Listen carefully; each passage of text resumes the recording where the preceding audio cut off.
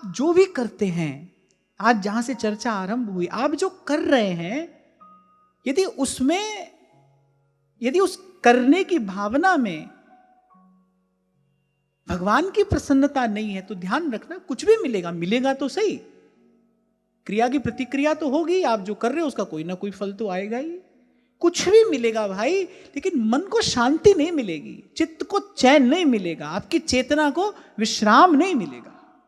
तुरार जी ने कहा बड़ी सुंदर रचना हो, काव्य के गुणों से युक्त हो, लेकिन यदि भगवान का विमल यश नहीं है तो बोले कम से कम जो परम हंस हैं, जो भगवान के प्रियजन है, वो तो नहीं छुएंगे उसको। और दूसरी ओर बोले आड़े टेढ़े से शब्द हैं, कोई गुण अलंकार भी नहीं है उस वाणी में, लेकिन अगर श्री कृष्ण का यश गाया गया है, अगर हरि यश उसमें गाया गया है, तो बोले शृण्वन्ति गायन्ति गृणन्ति साधवः, मेरे संत उसको ग्रहण करेंगे, सुनेंगे, गाएंगे। क्यों? क्योंकि उसमें भगवान का यश है।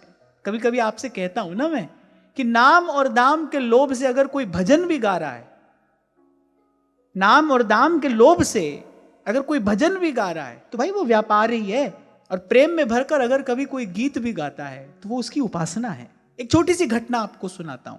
1919 में क्रूर ब्रिटिश सरकार के एक अफसर ने जलियांवाला बाग हत्याकांड कराया, जनरल डायर। 21 साल के बाद शहीद उधम सिंह ने जनरल डायर को वहीं लंदन में जाकर मारा, उस हत्याकांड का प्रतिशोध लिया। और मैं कहता हूं कि भारत माता का सपूत कैसा होता है, ये दिखाया सारे विश्व को, हमारा माथा ऊंचा किया। पर जब उनका ट्रायल चल रहा था, कोर्ट में उनकी पेशी हुई, अब ट्राई करके किसी ना किसी धर्म ग्रंथ पर हाथ रखवाया जाता है, तो उन्होंने कहा कि मैं किसी धर्म ग्रंथ पर हाथ नहीं रखूंगा, आप मेरी पसंद की पुस्तक मंगवाइए। तो जज ने पूछा बताइए आपकी पसंद की पुस्तक। तो महाराज जी एक उपन्यास था हीर रांझा, उसने कहा वो मंगा कर दीजिए। मैं इस प्रेम कहानी पर हाथ रखकर कहूंगा कि जो कहूंगा सत्य कहूंगा, क्योंकि मेरे लिए प्रेम से बड़ा और कोई ईश्वर नहीं है, प्रेम ही ईश्वर है। उसी पुस्तक को मंगाकर उन्होंने उस पर हाथ रखा और सत्य कहा कि अपने जो उन्होंने किया था उसको स्वीकार किया कि हाँ मैंने ऐसा किया है। क्यों किया है ये भी सुन लीजिए। इस क्रूरता और इस नृशंसता को झेलना महापाप है। पाप करना पाप है, लेकिन पाप को सहना महापाप है, इसको झेलना महापाप है। इसलिए मैंने ऐसा कार्य किया, अपने कर्तव्य का पालन किया, अपनी मातृभूमि के प्रति जो मेरा कर्तव्य था मैंने उसका पालन किया है, और मुझे इसका कोई भी पश्चाताप नहीं है। पर वो जो छोटी सी घटना वहां घटी ना, कि उन्होंने वो प्रेम कहानी मंगाई कि मैं इस पर हाथ रखना चाहता हूं। बात मैं आपसे कह रहा हूं कि जहां प्रेम का, जहां भाव का स्पर्श है, वही स्थान निर्मल है। जो वाणी भगवान का यश गाती है वही मंगलमय है, अपना भी कल्याण कराती है, दूसरे का भी कल्याण कराती है। तभी कई बार आपसे कहता हूं कि नाम और दाम के लोभ से कोई कुछ भी गाए और कहे कि भाई हम तो भजन गा रहे हैं, ना तो व्यापार हो रहा है। और प्रभु को रिझाने के लिए कोई अगर गीत भी गुनगुना रहा है तो वो उसकी उपासना है।